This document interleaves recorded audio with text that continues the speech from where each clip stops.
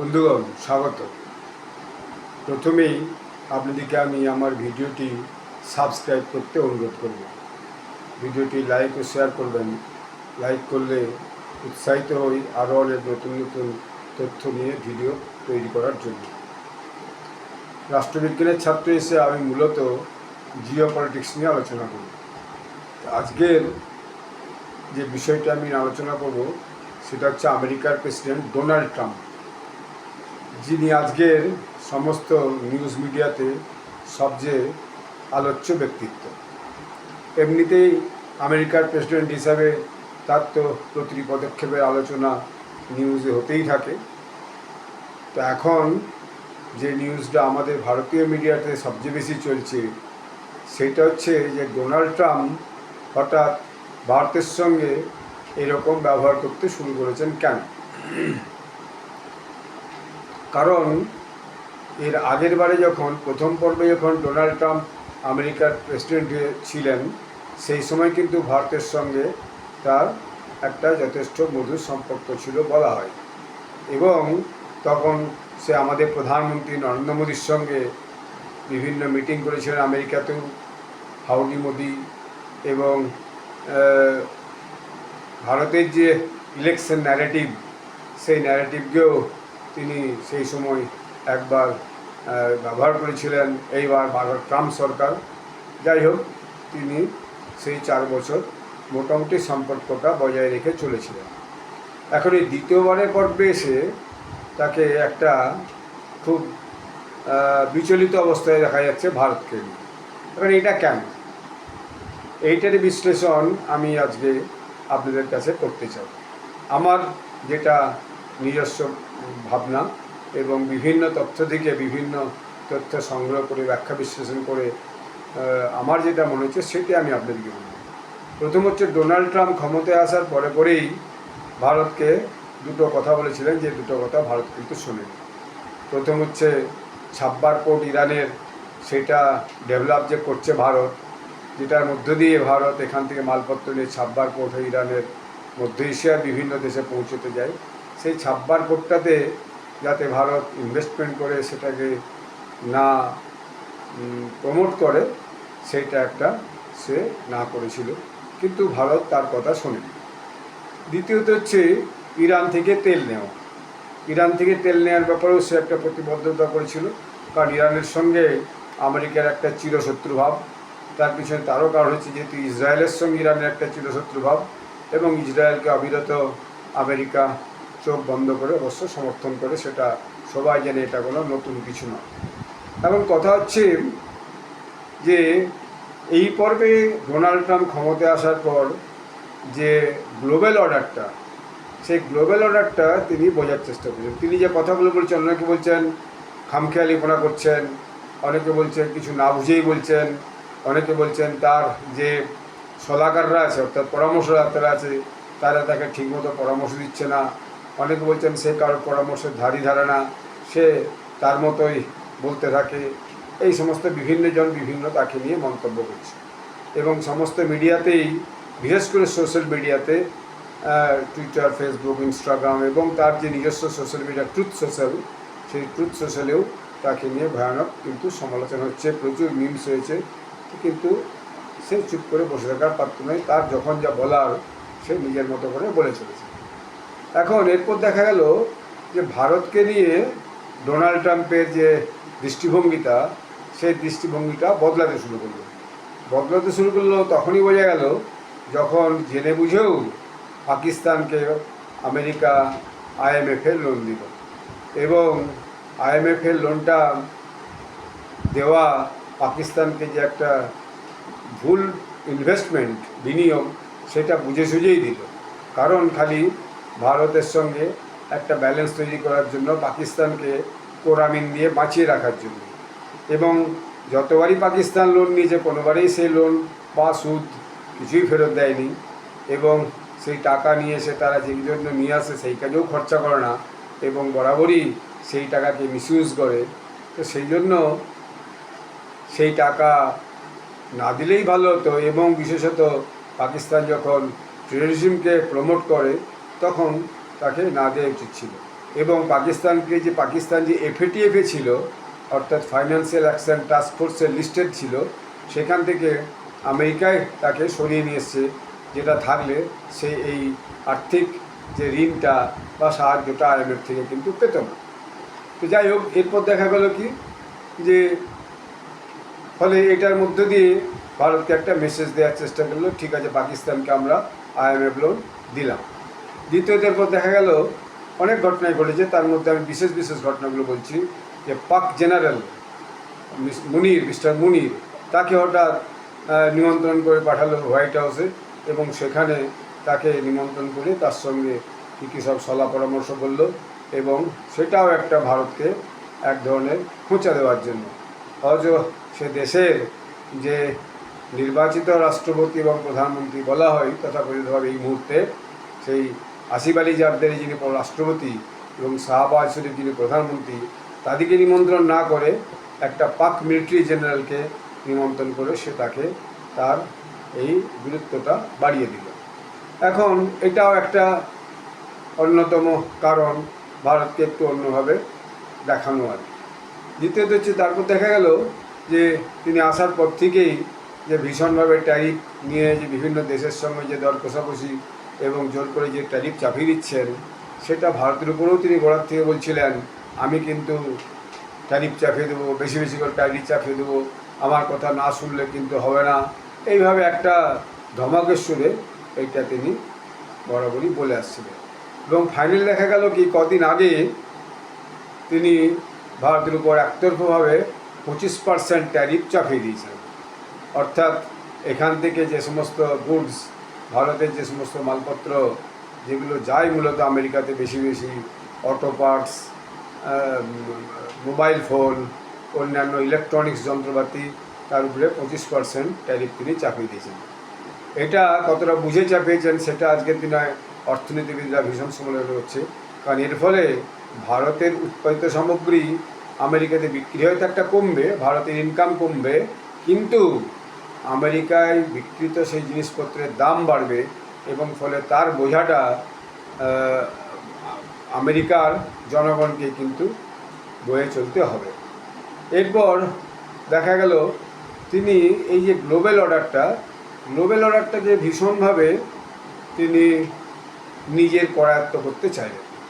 যেমন তিনি দেখে নিয়েছেন যে সারা পৃথিবীর অবস্থাটা কী, তার পাশের দেশ কানাডার অবস্থা ভালো নয় সে নিজেও জানে, তার উপরেও ট্যারিফ চাপিয়েছে। মেক্সিকোর অবস্থা অত্যন্ত খারাপ, সেও জানে, তার উপরেও ট্যারিফ চাপিয়েছে। এর বাইরে ইউরোপিয়ান ইউনিয়ন যে ইউক্রেন রাশিয়ার যুদ্ধের জন্য ইউরোপিয়ান ইউনিয়নের যে আর্থিক সিদ্ধারা, সেটা যথেষ্ট দুর্বল হয়ে গেছে, সেটা সে খুব ভালো করে জানে। ইউনাইটেড কিংডমও পর্যাপ্ত সাহায্য ইউক্রেন রাশিয়া যুদ্ধে ইউক্রেনকে সাহায্য করতে যে তারও কের স্টেমার প্রধানমন্ত্রী, তারও আর্থিক অবস্থা ভালো নয়, এবং দেশের ভিতরেই একটা ভয়ানক মাইগ্রেশন সমস্যা নিয়ে একটা জেরবার অবস্থা। এই যে সব জিনিসগুলো তিনি টেক ইনটু কনসিডার করতে শুরু করলেন। যে রাশিয়া একদিকে ইউক্রেনের সঙ্গে 2.5-3 বছর যুদ্ধে জড়িয়ে আছে, রাশিয়ার আর্থিক অবস্থা খারাপ, এবং রাশিয়াকে কীভাবে আরও আর্থিক দিক থেকে পঙ্গু করা যায়। কারণ রাশিয়া তার কথায় যুদ্ধ বন্ধ করছে না। সে ভোটে জিতে আসার আগে বলেছিল যে ভোটে জিতে এলে সমস্ত রকমের যুদ্ধকে আমি কিন্তু বন্ধ করব, কিন্তু রাশিয়া তার কোনো কথায় কর্ণপাত করেনি। রাশিয়া আজও ইউক্রেনের সঙ্গে যুদ্ধ চালিয়ে যাচ্ছে, এবং ইউক্রেন ন্যাটোর সদস্য হওয়ার জন্য নিজের দেশটাকে জেলেনস্কি শেষ করলো বলা যায়, এবং ইউরোপিয়ান ইউনিয়ন এবং ন্যাটো দেশগুলি, তার সঙ্গে আমেরিকাও ইউক্রেনকে সাহায্য করে যেভাবেও রাশিয়ার সঙ্গে লড়াইটাকে জিয়ে রাখতে চাইছে। হয়তো অস্ত্র বিক্রিও তার একটা কারণ হতে পারে, কারণ আমেরিকার তো অস্ত্র বিক্রি একটা মস্ত বড় আয়ের পথ। তো এইটা সে দেখে নিয়েছে ইউরোপিয়ান ইউনিয়ন এবং কানাডার কী আর্থিক অবস্থা এবং কী পরিস্থিতি। এরপরে সে অন্যদিকে তাকিয়েছে চীনেরও ভিতরের আভ্যন্তরীণ অবস্থা ভালো নয়। চীনের অর্থনীতি যদিও সেকেন্ড লার্জেস্ট ইকোনমি, প্রায় $819 বিলিয়ন ইকোনমি, এবং তা হলেও চীনের ভেতরে এখন যে উৎপাদন, সে উৎপাদিত সামগ্রী তার খুব একটা বিক্রি হচ্ছে না, এবং চীনের যে হাউজিং সেক্টর, সে হাউসিং সেক্টর ভীষণভাবে বসে গেছে এবং চীনের যে আর্থিক গতি ছিল, চীনের যে জিডিপি ছিল, সেটা চীন ধরে রাখতে পারছে না। যদিও সে চীনের সঙ্গে খুব একটা লড়াই এখনও পর্যন্ত যায়নি, তাদের উপর জোর করে ট্যারিফ চাপিয়ে দিয়েছে, কিন্তু এটা সে জানে যে চীনের সঙ্গে এইভাবে লড়াই করে কিন্তু সে পেরে উঠবে না, কারণ তার অর্থনীতিটা এখনও সেকেন্ড লার্জেস্ট ইকোনমি আছে এবং প্রোডাকশন সেক্টরে লঘু উদ্যোগে চীন কিন্তু এখনও বিশ্বের বাজারে তার একটা মস্ত বড় প্রভাব আছে। এরপরে তার নজর পড়েছে ভারতের যে তার নজরটা, তার কারণটা এটাই যে সে দেখে নিয়েছে যে রাশিয়া একদিকে যুদ্ধের সঙ্গে জড়িয়ে আছে, ইউরোপিয়ান ইউনিয়ন এবং ইউকে তারা ইউক্রেনকে সাহায্য করতে গিয়ে তারা নিঃশেষ হতে চলেছে, চীন তার নিজস্ব মার্কেট এবং নিজস্ব উৎপাদন কোথায় সেল করবে সেই জন্য চিন্তিত এবং চীনের বাজার সারা পৃথিবীর বুকে ক্রমশ নিচের দিকে নামছে। এইরকম একটা পরিস্থিতিতে সে দেখতে পেল কি ভারত হচ্ছে কি যে একটা বর্ধিত শক্তি। এই যে বর্ধিত শক্তি ভারত, তাকে কি করে দমানো যায়? কারণ ভারতের যে বর্ধিত শক্তি, সেই বর্ধিত শক্তি আমেরিকার যে ইউনিপোলার ওয়ার্ল্ড, অর্থাৎ একক আধিপত্য সারা পৃথিবীর বুকে, সেই একক আধিপত্যের পথে একটা মস্ত বড় বাধা হয়ে আগামী দিনে দাঁড়াতে পারে। কারণ সে দেখে নিয়েছে যে যুদ্ধ বন্ধ করা কোনো যুদ্ধই প্রকৃতপক্ষে একেবারে বন্ধ হয়নি। আজকেই হামাসের একটা ভিডিও এসেছে, যারা ইসরায়েলি যুদ্ধবন্দীকে ভয়ানকভাবে টর্চার করে তারা একটা ভিডিও দিয়েছে এবং সেখানে বিভিন্ন দেশ থেকে যে খাদ্য সামগ্রী ফ্লাইটে করে নিয়ে গিয়ে প্যারাসুটে করে ফেলা হচ্ছে, লক্ষ লক্ষ মানুষ সেখানে ক্ষুধার্ত ঘুরে বেড়াচ্ছে। সেই যুদ্ধের কোনো মীমাংসা এখনও পর্যন্ত পুরোপুরি হয়ে ওঠেনি, যদিও হামাসের সঙ্গে ইসরায়েলের একটা সিজফায়ার হয়েছে। এবং সে বলছে কম্বোডিয়া থাইল্যান্ডের যুদ্ধ নাকি বন্ধ করেছে। কম্বোডিয়া থাইল্যান্ডের যুদ্ধ খুব সংক্ষিপ্ত একটা যুদ্ধ হয়েছিল এবং সেই যুদ্ধটা তারা নিজেদের দুই দেশের স্বার্থেই বন্ধ করেছে এবং তাদের যে বর্ডারিং এরিয়ার মানুষজন, তাদের যে অসুবিধার কথা ভেবেই তারা বন্ধ করেছে এবং তারা নিজেদের মধ্যেই একটা অ্যামিকেবল সিজফায়ার করে নিয়েছে এবং এখানে আমেরিকা বা অন্য কোনো দেশের কোনো ভূমিকাই এ পর্যন্ত কোনো কিন্তু খবরে আসেনি। এর বাইরে ইসরায়েল ইরানের যুদ্ধ তো নিজেই ডাইরেক্ট সেখানে ইনভলভ হয়ে গেছে। B2 বোম্বার দিয়ে ইরানের যে পরমাণু গবেষণা কেন্দ্র ছিল সেখানে সেগুলো ধ্বংস করেছে। তো সেখানে নিজেই যুদ্ধে জড়িয়ে পড়েছে বলা যায়। এবং বাকি আর যে ছোটো ছোটো যে গৃহযুদ্ধগুলো বিভিন্ন হচ্ছে, যেমন মায়ানমারে হচ্ছে, মায়ানমার জুন্টার সঙ্গে সেখানকার যে স্বাধীনতাকামী যে গ্রুপ তাদের একটা হচ্ছে, কঙ্গোতে একটা হচ্ছে, সিরিয়াতে একটা হচ্ছে। এই সমস্ত গৃহযুদ্ধগুলোর কিছুই সে কিন্তু প্রকৃতপক্ষে বন্ধ করতে পারেনি, কিন্তু সেই যুদ্ধে বন্ধ করে দিয়েছে এই যে ড্রামটা, সেই ড্রামটা আমি সব যুদ্ধ বন্ধ করেছি, আমাকে নোবেল প্রাইজ দেওয়া হবে, এরকম মানে নিজে সরাসরি বলেনি, কিন্তু নিজে প্রেসিডেন্টকে কিন্তু এই কথাই বলিয়েছে, কালকেই পরশুই বলিয়েছে। তো এইরকম একটা অবস্থাতে যে ভারতের যে বর্ধিত শক্তি, এইটা তার কাছে একটা চিন্তার কারণ হয়েছে। এবং ভেরি রিসেন্ট পাস্টে এই যে কিছুদিন আগে পর্যন্ত ভারত যেভাবে ব্রিক্সে প্রতিনিধিত্ব করেছে এবং ব্রিক্সের যেভাবে প্রধান মুখপাত্র হয়ে দাঁড়িয়েছে, কারণ এবার ব্রিক্সের মিটিংয়ে রাশিয়ার পুতিন এবং চীনের শি জিনপিং যাননি, অর্থাৎ সেখানে মূল নেতা, বিশ্ব নেতাদের মধ্যে যিনি সবচেয়ে বেশি গুরুত্ব পেয়েছেন তিনি হচ্ছেন ভারতের প্রধানমন্ত্রী নরেন্দ্র মোদীজি। এবং ব্রিক্সে এমন সমস্ত গুরুত্বপূর্ণ সিদ্ধান্ত নেওয়া আছে যেটা পৃথিবীর বড় বড় দেশগুলোকে বাদ দিয়ে এই ইউনিপোলার ওয়ার্ল্ডের যে কনসেপ্ট, সেই কনসেপ্টটাকে ভেঙে দিয়ে কীভাবে বাকি দেশগুলো নিজের উন্নতি করতে পারে সেই নিয়ে একটা মস্ত বড় রেজলিউশন হয়েছে, যেটা খুবই গুরুত্বপূর্ণ এবং যেটা আগামী দিনে এই দেশগুলো আগামী দিনে ভীষণভাবে নিজেদের উন্নতি করতে এবং নিজেদের যে শক্তি বৃদ্ধি করতে এবং সাহায্য করবে।